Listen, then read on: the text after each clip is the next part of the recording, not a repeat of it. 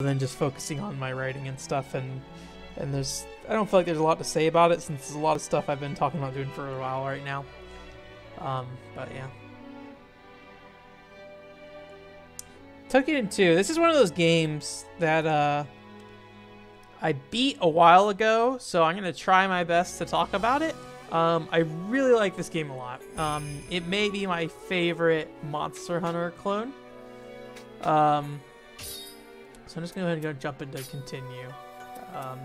That is the time saved. That's not the actual time spent playing this game. I think I've spent at least over 70 hours, maybe more. It's probably closer to 100. But yeah, Toukiden 2 is Toukiden franchise in general is just Tecmo Koei's attempt at the Monster Hunter genre. You know, Monster Hunter has been very popular in Japan, and then there's God Eater. God Eater did very well as well. And I feel like for a while, every kind of company had their own kind of God Eater or Monster Hunter style game thing. Even Sony had Freedom Wars, which Freedom Wars might be one of my favorite games. Let me see if I can tell. Is it data exchange, or I can tell how long? So I played like 102 hours, it looks like. So yeah, what I like about this game though in particular is that, you know, Monster Hunter is a very slow, meticulous game in terms of like its combat. Toukiden 2 is a lot more fast-paced. So I think one of the first thing we'll do is we'll go out and just like do some fighting first. I'm just gonna go ahead and jump into like a mission here. So this probably looks pretty familiar, and I'm gonna try to do something that hopefully won't take forever. Let's see. A Phase 7 is an actual like semi-hard mission. It's not like super hard. I think I did this when I was testing. Yeah, let's just hop into this one. Punish the Crimson Oni. And then so it's a group of characters we can bring. All pretty similar stuff so far. I'm gonna bring Monozudu since she's a healer. We'll also bring Toya as a tank, and then we'll bring Homura. I like Homura too. Actually, let's bring Professor. Oh dang it! I cleared the group on accident. There we go. And then so it's like, oh, let me go to this gate, and then we go teleport off. Pretty similar stuff to Monster Hunter, but you'll see it's actually quite a bit different. These phase missions are really kind of like I'd say extra missions almost. The majority of the game takes place in like a bigger open world, which is really nice. A nice change, I guess. Like I think even Monster Hunter World, like a lot of the areas are pretty segmented. Even though, you know, it's not like how old Monster Hunter used to be, where it's like a bunch of numbered areas on the map, basically. But we'll get back to the open world stuff here in a little bit. So just to kind of explain a little bit what's happening here, I'm playing a Sword and Shield character. I originally did it as like a tank class, but it doesn't really do a lot of tank stuff. So there's actually kind of two stances with Sword and Shield. There's this like crouch stance, and then when I go into this crouch stance, there's a handful of different attacks I can do while I'm in that stance. And essentially, like, I can combo those different skills and basically just use 3 different attacks and then finish off with the 4th one. So if I were like to spam the same attack again and again, it wouldn't like work properly. And so when I'm doing that, and every weapon works differently, so this is probably getting too ingrained in this one weapon. But at the top of the screen there, I have like a shield icon with an orange bar by it, and I'm building up a that meter a bit. And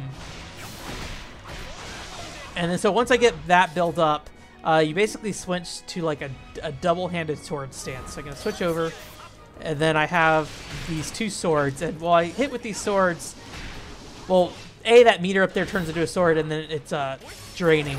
But as you hit the enemy, it basically refills their. It starts to refill. This is like your higher damage state, and so what kind of the point of this build is to try to never get out of sword state, as kind of like the basics of it. But it's not always super easy to stay in that state, and so it's a lot of switching between those two. But I'd say these are one of the lighter weapons, but most of the weapons in the game are pretty quick and nimble as a whole. I feel like this game in general, you have a lot of momentum options. In addition to like just being able to run around, you can also like grapple hook enemies and then like pull yourself towards them. So you go up here, and I've run out of my energy here. So before I ran out of the energy, what I should have done is sat here and tried to switch back to shield. When I switch back to shield, I actually have like this charge attack I can do with it, and it doesn't do a lot of damage when you don't have any sword energy, but it's basically intended that when your sword energy is running out, you switch to do that. But yeah, you have this thing called the Demon Hand, which lets you basically like grapple onto the enemies. You can also grapple around the environment a little bit, which we'll see in a while. And one thing I will say, like the AI in this game is actually pretty good, but kind of the whole point of this game is to tear their limbs off. So the professor just shot her feet off and her tail off. So you use this like little praying circle thing to absorb their limbs so they can't get it back. They'll keep like a ghost version of that limb, but you can eventually, depending on the limb, you can basically like smash that ghost version. And then so some limbs, you can actually make them lose some limbs. So I think in her case, and we might not get there at this second, but we basically can rip her wings off, and then she won't have any wings to fly around anymore. To kind of go over a bit more of the like deeper stuff, so Sword and Shield's like your main customization. There's also armor, which has like different types of resistances on it, but I usually just went like high defense armor for the most part. Also high health recovery is a stat as well. But in the bottom right hand corner, we actually have like 6 symbols here. So we have like so basically you have like these different souls that you equip. So I have these 3 different souls in the corner here, and the one at the bottom is like your main soul, and they have like 3 different skills associated with that skill. So basically I have agility, which just makes it so the next hit does not hit me. I evade it automatically. I think vigor reduces the amount at which my energy reduces the amount at which my stamina drains. Like any other Monster Hunter game, there's like a stamina bar up there. And then vigor is like, it basically helps fill up that little meter in the top left hand corner. It's like sword and shield and stuff, which I'll show you in a second what that does, assuming my teammates don't kill this thing.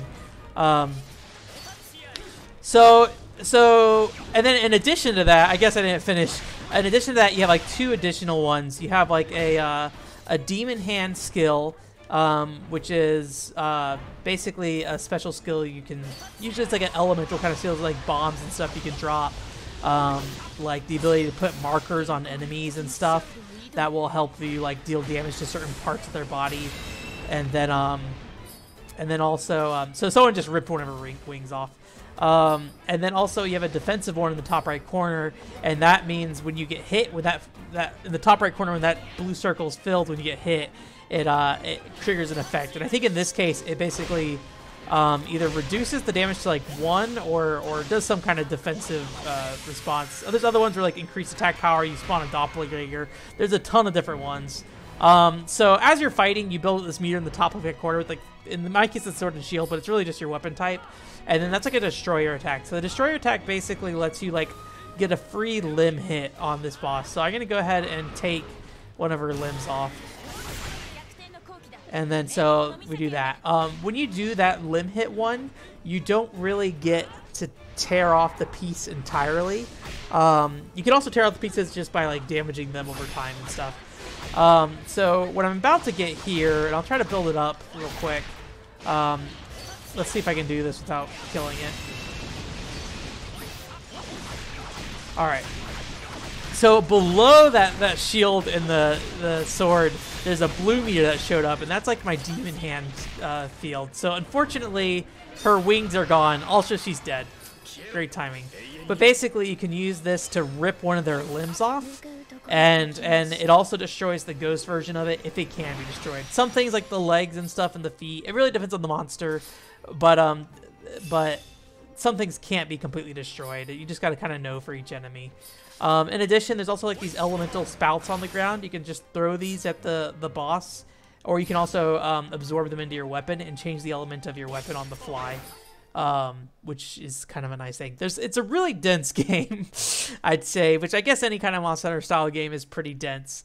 But I think what really makes Toukiden 2 stands out is that it just plays very well.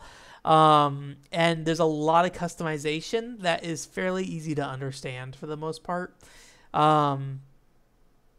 So I'll just show you real quick those spirit customization things. So if I go in here, I think it's under Mitama is what they're called. So basically I have these 3 Mitama, and I have a huge list of almost 200 Mitama. And all these Mitama can be switched around and customized. So these 3 I haven't here in particular are specifically really good with sword and shield types. They have like sword and special skills on here. So each of these have different skills you can equip. I've equipped the top 3 here, and you can also level them up by basically doing damage. There's also like special challenges they have where you can level them up too, but just like doing general fighting will also more slowly level them up, but it will still level them up as a whole. So I really could like change the playstyle. Like, even though I don't change any other equipment, I can really change my playstyle. So my current playstyle is have this guy here, where basically I sacrifice my HP to build that weapon meter in the top left-hand corner, and it's basically like a high spam that special skill. You're like smacking the limbs off. It also increases the damage of that attack, and so you're just doing a ton of those like supercharged hits into the boss. But you can also play, I think when you put Arthur in place, you have a more defensive role, so there's a lot more, so like if I go over here and switch Arthur in, yeah, I have a bunch more defensive skills. So I have like, whoops, I didn't mean to do that. I have a shield, a taunt, and a barrier when they're in the first slot. And then you can basically mix and match. This guy basically makes me more of a speed type, so I'm doing more damage consistently over time, versus like with this guy where I'm doing hard hits over and over again. And so these are still the 3 same Mitamas. I'm just shuffling them around, and I can basically make a ton of different, 3 different stances. I mean, I can also switch these guys around in the back end and do some smaller changes in that, and take like, he has an evasion skill, which reduces the amount of focus consumed when dodging. So you can kind of just work with whatever's gonna work best with you. And then, like I said, there's tons and tons and tons of these things. And they, outside of like these guys specifically being sword and shield, these guys are all like, I think they're considered the king line. And so there's also additional lines of like relationships. So like these are all like European ones. How do I get to that other menu? Here we go.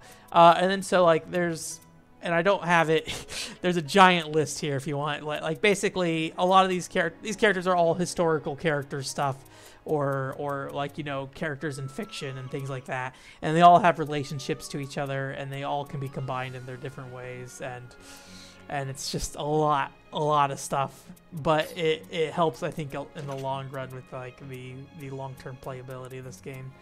So I think what I had was this guy in front, Siegfried in front. I think that's what I want to do. Let me double check.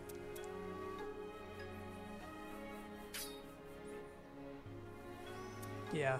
Okay, so this guy's more like a Ripper kind of guy. But yeah, also increased intensity. But I think I preferred Siegfried for the most part. Maybe? I can't remember. What's okay. We'll play just fine. Either way. Oh, I have an active boost, though. You can also end up in situations where, depending on how you equip stuff, you can have abilities that aren't active. So let's just change it back to however I had it before. Let's see. How do I do this again? Siegfried there. Okay. And then Beowulf there. All right. I've unbroke all my stuff. So like I was saying, so that's kind of like the little smaller missions and stuff, and that's kind of how most of the multiplayer missions are. But you have a whole open world out here, which really, this is like the whole map. It's mostly like path-based here. So it's not like, this area in particular is very path-based, but I'll go to another area that is a bit more open. But there's a lot of like smaller enemies around. You can run like really fast with this like speed run thing, which is really nice for getting around. And then there's just like a lot of little minions and stuff you can go around and kill, and they give you certain materials and stuff too. And there's, when you're playing the game, I've already beaten the game, obviously. So there's like a bunch of quest givers out here, a bunch of quests you can run around and do, collectible items. So there's also like these, I think maybe that might have been one up there. Let me see if I can get back to it. I think it might be gone. Basically there's like, let me see. A like, I guess you'd call it like a fate, like in Final Fantasy 14, where it's like a, there's a specific challenge here. So in this case, there's like an ogre over here I have to kill, which is like the first boss in the game, basically. This is like a harder mode here that I'm on, so I'm not just tearing through everything at the moment, but yeah. And so after you do this fate, typically what will happen, and I might not be in this case, I might not be connected to the internet, I'm not sure. There's basically like NPCs that are other players' characters that can help you. Let me restore my focus here real quick. Basically, there's like NPCs and stuff that can that will help you, and then when you're playing offline, you can basically recruit them to your party. Yeah, also online, you can also recruit them to your party as well. And so if you meet someone who's really powerful, you can bring them into your group and then use them for other missions. Although I wouldn't really recommend it, because there's a lot of relationship stuff here between all the characters.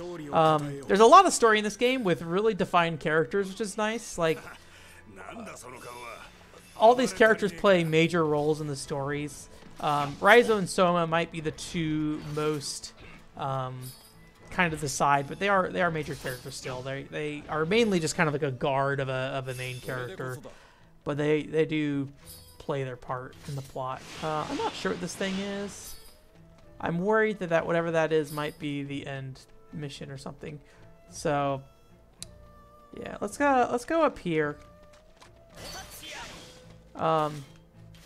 There's like a fast travel system, so we'll go ahead and go to somewhere else that's a bit more open.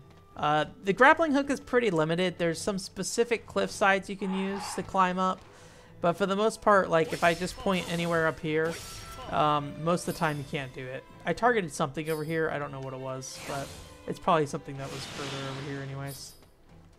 I think I like the style of this game too. The you know, oh, this is back to town. There we go. So we can fast travel from here though. And it's convenient that when you get back, it basically delivers all your crafting materials and stuff directly into your inventory and stuff. I think the character creation of this game is a little weak. There's also this giant gap on the right side of the map, and I think the reason for that is that they originally planned to do DLC for this game, and then I don't think it ever happened. Because they actually tell you, like, oh, you can get up to rank 9 weapons in this game. That's a lie. You can only go up to rank 6. And Toukiden 1 eventually got some, let's go to the desert. Toukiden 1 eventually got some downloadable content that expanded the game and reached the weapon rank stuff. Toukiden 2 never did. I don't know if they plan to still do that eventually. I don't know, because it's Omega Force, and they're just kind of like a giant, massive blob of developers as far as I know.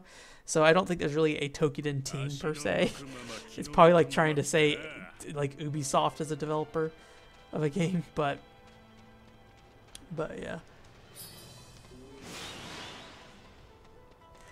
So most of the game takes place out here in this bigger open world. And so, oh no, the security rating changed from unsafe to safe. Oh no, that's good. I don't remember how that whole system works. We got a hermit crab here. Let's kill this hermit crab. Ooh. When they turn red like that, you can basically trip them with your demon arm if you grab them, and that also gives you like a boost to your meters.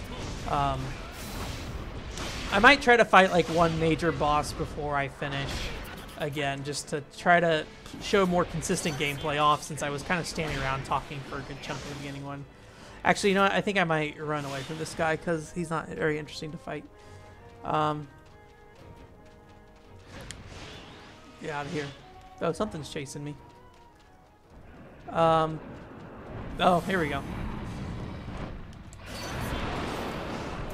But yeah, so basically you can travel around. All these levels are interconnected. I mean, there are zone lines, so you do like go between them. But you basically travel around to place. It's not like just go there from the main town. Obviously, you eventually get a fast travel and stuff. There's a lot of trash monsters in this game you have to worry about too, which sometimes you end up on like some missions where you have to have someone focusing on the trash mobs. I'm gonna use some of these skills I have. So like I said earlier, this guy I have basically can be used to drain my health and then also build that minion on the top left. So that starts building automatically, although I'm taking damage. I'm going to put agility on so I don't take a major hit. Looks like he might be stunned right now, so maybe chopped his foot off. I'm going to go for his tail, I think, for now. The nice thing about this ability is that not only does it charge that up for you, it also gives you an enhanced version of it. So I'm going to go ahead and try to get his wing, and then I do this like special version of this, and it cuts down really hard. Oh man, the problem with being in the stance I'm in is I can't switch over to do that very well, but I got it anyway. It's cool. I'm going to go ahead and do this to increase my focus and also build the rate at which I forget what it was. Something builds something. I can't remember what. It's again, this is one of those cases where it's been a while since I played this, so I can't remember for sure. I believe the little symbols there basically means that if I deal damage to those parts of the body right now, or if I hit those parts of the body, I'll deal more damage. Somebody on the team used one of their spirit things to set that, essentially. Status effects, the stun status effects is a pretty big thing in here. The AI is usually pretty good about getting you back up, but when you're playing online, usually you just have to kind of take it unless somebody is there. Usually if you have someone on like gun duty, that's usually a good person to sit there and have him just like shoot him out. Gonna trip him. I have enough to do this now, and there's a couple of different things I can do while I'm in this stance. I can just do like a normal attack. I have like this swipe attack. I also have like this dash where I can dash in and just start stabbing a bunch. And then also I have like a movement option where I slide my swords against the ground and then I like move in for an attack. You can pretty easily swap between them while you're attacking in this mode. This whole mode is basically just like go buck wild, and you're very flexible versus the other mode where you're not flexible at all. But I've seen modes where there are, I've seen builds where players do focus on like the sword stances, and I think earlier on you spend a lot more time in the sword stance mode. In the back half of this though, the sword and shield player at least, and I'm going to try to tear this ring off with that unity meter and I have it, so there we go. I'm going to punch that wing off. Bam.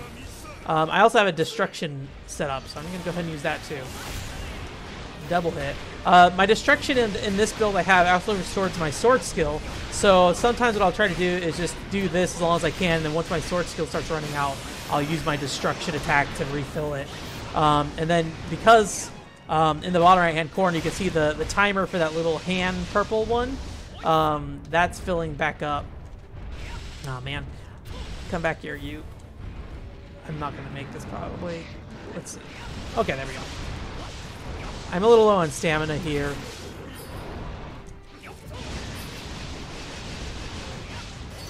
I think I get to keep the energy as long as I can do it. There we go.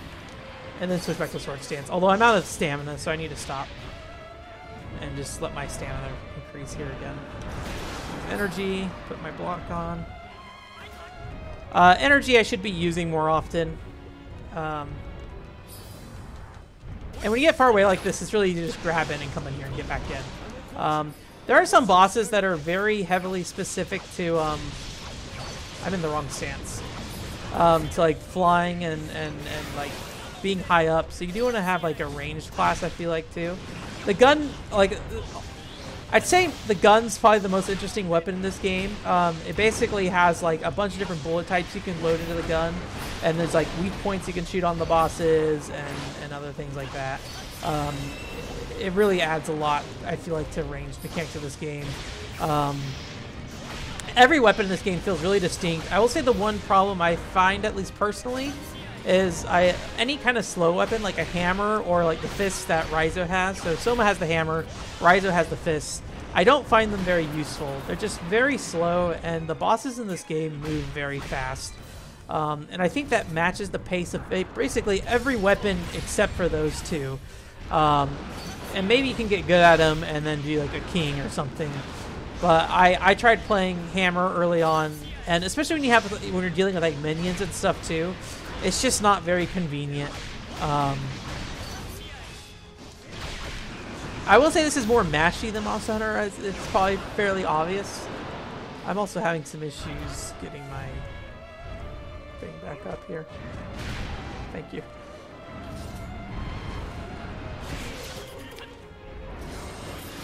Okay. Let's run in here. It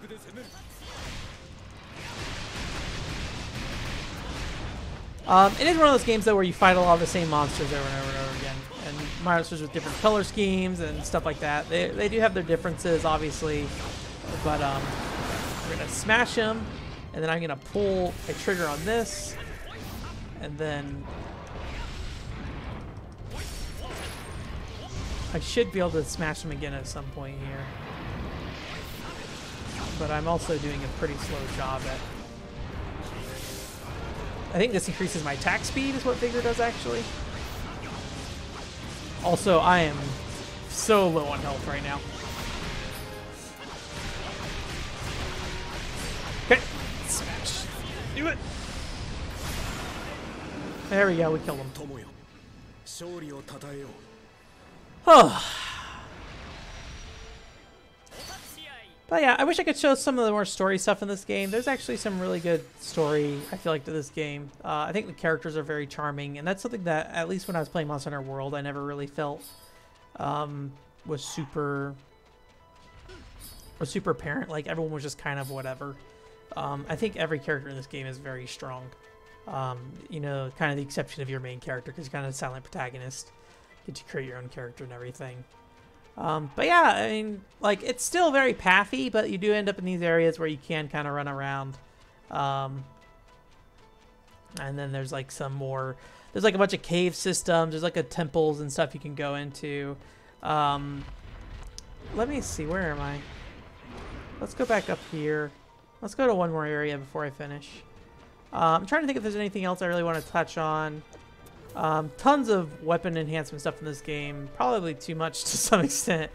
It's one of those games that if you really wanted to grind, you can grind a ton.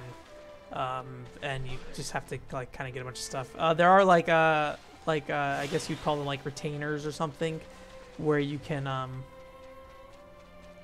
basically send them out to do tasks for you, but they have to be upgraded. And I never got to the point where I could upgrade them. I think I passed this. Let me jump down here. Where is this thing at? I'm trying to look for this teleport zone. Oh, there it is. Okay. And then I think I can just grapple up here. So this is like where you can, places like this, you can typically grapple, like ledges where you can go up to another level. I'd say the grapple is not great in this game versus like a Freedom War, which is pretty much fully free form. You know, Sword Art Online has its own grapple, and that's at least more like more useful for moving around and stuff. This grapple is more just situational. I think it's more of a combat weapon than anything else. But yeah, outline for this game. I think I forget if I said earlier, but basically you do those phase missions and stuff. From that list, but some of the phase missions basically give you access to one of these entire sections of the map, so you might get like, you know, a good 2/3 of each of these regions, so you have plenty of space to run around sometimes. Other times it's a lot more restrictive. I think this is probably one of the more interesting areas. It's a lot of like floating rocks and stuff. But yeah. But yeah, I like this game a lot. I spent a lot of time playing it, and I think it's really good. I think out of the Monster Hunter style games I've played, this and Freedom Wars are probably my two favorite. I never got into Monster Hunter World. I didn't dislike Monster Hunter World, but I had played through Monster Hunter Tri already, and I think I was like, I'm good. Let me see, which way do I want to go for here? I think I want to go back this way.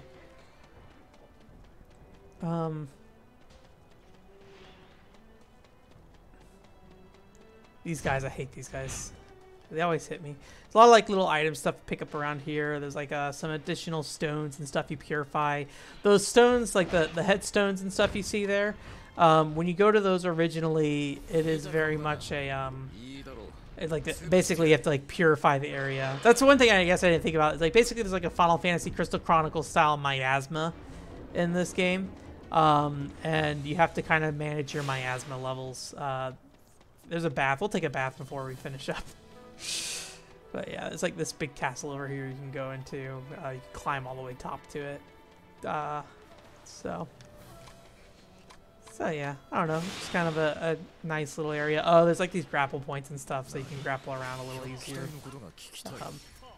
And you can really start booking it once you start getting used to the grapple stuff.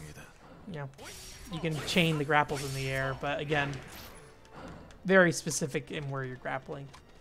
Let's just head back to where we were before the Rainfall Mansion, and we'll go take a bath, and we'll call it a night. Let's get down here and skip this big guy. Oh, this actually guy's not actually that big, but yeah, that's Toukiden 2. Highly recommend it. I guess I don't really have anything else to say other than that at this point. I wish I did something with this game, but I feel like it's too far at this point for me to write anything formal about this game or do anything with it. But I do think... oh, you know, one thing that is good to note is that there is a demo of the first chapter of the game. That is, I think, very, very good at showing what this game is about. It shows a lot of the early story stuff that's really good. And then there's also quite a bit of the multiplayer stuff you can do. It's basically like a free-to-play version of the game. And you have like a stamina system when you go online. I think it's like once you start doing phase 3 missions or phase 2 missions or something like that, they start draining your stamina. And so you can only do like 3 missions per night once you do that. But more than anything, I think it's just a good way to like play it and tell that you enjoy it. Because it really shows you a lot of the game and gives you like basically access to the entire first area and everything. Yeah, so there's a bath down here. Bathing with different people give you different things. It's boys' bath time, so depending on the day, the bath will change. So who are we gonna bathe with? We got some boys to bathe with. Let's bathe with Toya. He's a handsome man. I love bathing with Solid Snake. And you get a little cutscene where you have a bath together. I don't know if I ever bathed with Toya before. You can also bathe in the other bath as well with the ladies or the men if you're a lady. Sometimes they'll give you a hard time about it. Other times, most of the time, everyone just seems weirded out by you being in the bath with them and like, okay, sure, whatever. Unfortunately, because there's like very specific things that are like, oh, this person is better to have bath with to get these certain things, you kind of get stuck on wanting to get a specific item, specifically Machina Stones, so you end up bathing with the same people over and over again, or really the same person, which is the professor. So yeah, I think it's been nighttime this whole time, but I think we can switch to daytime if we go in here. But yeah, it's a crafting system. Basically, you upgrade, you know, basically you just upgrade your weapons and armor like you would expect. I think one problem that this game has is that it doesn't show you what happens when you upgrade. So when you're like upgrading, or if you're like making a new weapon or something, you can see the next weapon on that list, but you can't see the entire chain. So it's hard to tell what's going to actually pay off. Same thing with the armor. And then in addition to doing that, you can also fortify it. So you have other abilities to basically make these plus. So plus 12 is the maximum at the end of the game. And then you can basically say, I want to increase attack, or I want to increase attack and dexterity, but you lose some attack on there. Dexterity being kind of like the critical hit rate. There's some like math equation that goes on with it. But I feel like just straight attack is probably the best. But hey, you know, play with it you want. Play with that if you want. Yeah, and there's a little town here. Yeah, like Monster Hunter, you get select food and stuff. It definitely doesn't have the presentation of like a Monster Hunter world, like the budget of it. But I think it plays very well.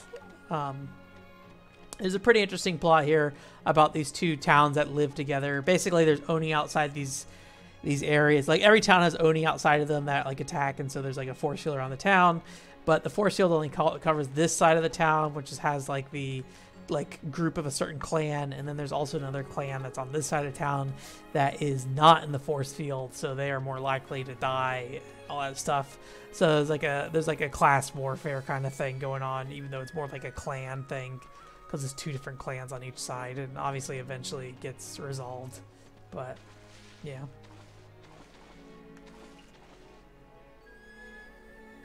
That's it for this week. Thanks for coming. More Lost Dimensions next week. I have no idea what I'm doing quick play stream for next the week or for next. I have no idea what I'm doing for quick play stream next week. I figure that stuff out with the podcast typically. Article up for Phantasy Star Online on the website. So onecontrollerport.com for that. And then also working on some video stuff. I'm starting to record some Team Innocent footage. Mighty Number 9, I'm working on getting stuff moving with that. I think the script is pretty much done. But I do want to play Mega Man 11 and stuff before I move forward with that.